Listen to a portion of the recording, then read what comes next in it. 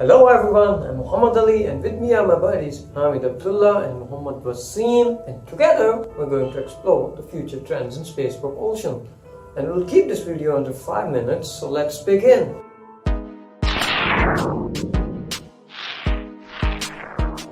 So when someone talks about rockets, you imagine a big sleek cylinder with burning gases from its exhaust, and that's okay. The engines we currently use for manned space missions are chemical propulsion engines, which have been around for a century now. And the reason why they are still around is because they have the best thrust to weight ratio than any other developed or under development propulsion system. So it is possible you may see them around for a long time, because they are the only propulsion system capable of delivering the immense mass out of the sphere of influence of Earth's gravity.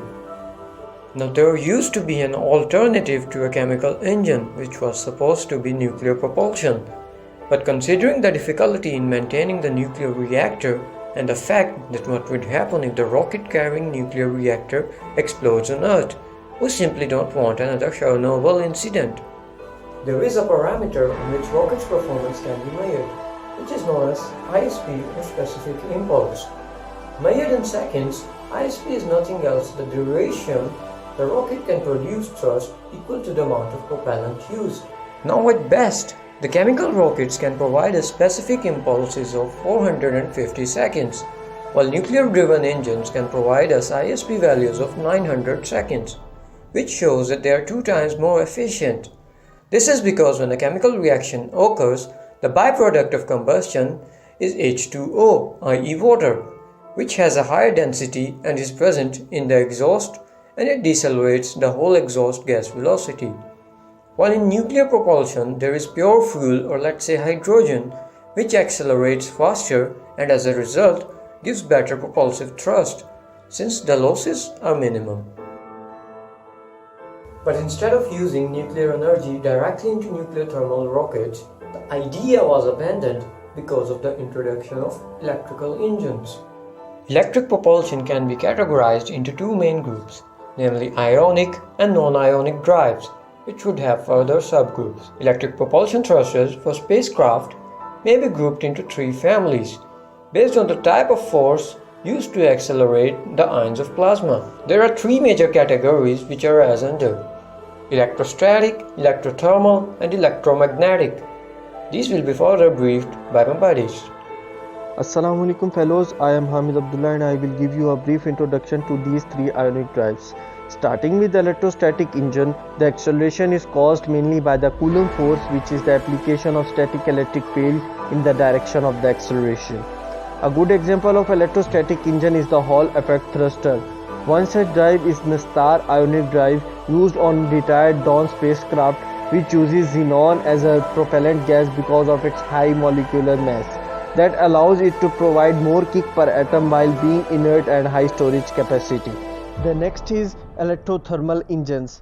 These engines uses electromagnetic fields to generate a plasma to increase the temperature of the bulk propellant. The thermal energy imparted to the propellant gas is then converted into kinetic energy by a nozzle of either solid material or magnetic fields. So it is true rocket even though the energy producing the heat comes from an external source. A good example of this is variable specific impulse Magneto plasma rocket or Vesimer.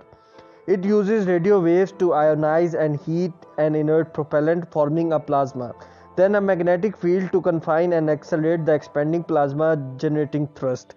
Vesimer is intended to bridge the gap between high thrust low specific impulse chemical rockets and low thrust high specific impulse electric propulsion. As the name suggests, the specific impulse can be varied. Lastly, we have electromagnetic engines. In these engines, ions are accelerated either by the Lorentz force or by the effect of electromagnetic fields, where the electric field is not in the direction of the acceleration. A good example is pulsed inductive thrusters.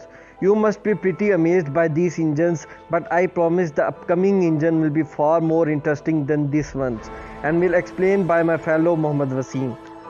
Hello guys, I'm Muhammad Wasim. I'll be carrying the discussion from now, and we are left with the non-ionic drives.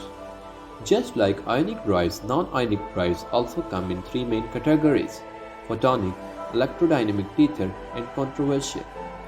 Photonic drives does not expel matter from reaction thrust except photons, and the spacecraft sails on light beam through the momentum exchange of photons. This is pretty amazing, and since space has no aerodynamic drag or other sorts of resistance, we can accelerate the spaceships to light speeds. But the only problem is that it produces a very little acceleration, and the spacecraft would also take a huge amount to accelerate faster. Also, the spacecraft has to be paper thin. A good example of this type of drive is the photon rocket. Now coming to the electrodynamic tether. This is pretty much interesting. The space tethers are long cables which can be used for propulsion, momentum exchange, stabilization, attitude control, or maintaining the relative position of the components of a large dispersed satellite or spacecraft sensor system. Depending on the mission objectives and altitude, spaceflight using this form of spacecraft propulsion is theorized to be significantly less expensive than spaceflight using rocket engines. Electrodynamic tethers are primarily used for propulsion. These are conducting tethers that carry a current that can generate either thrust or drag from a planetary magnetic field, in which the same way as an electric motor does.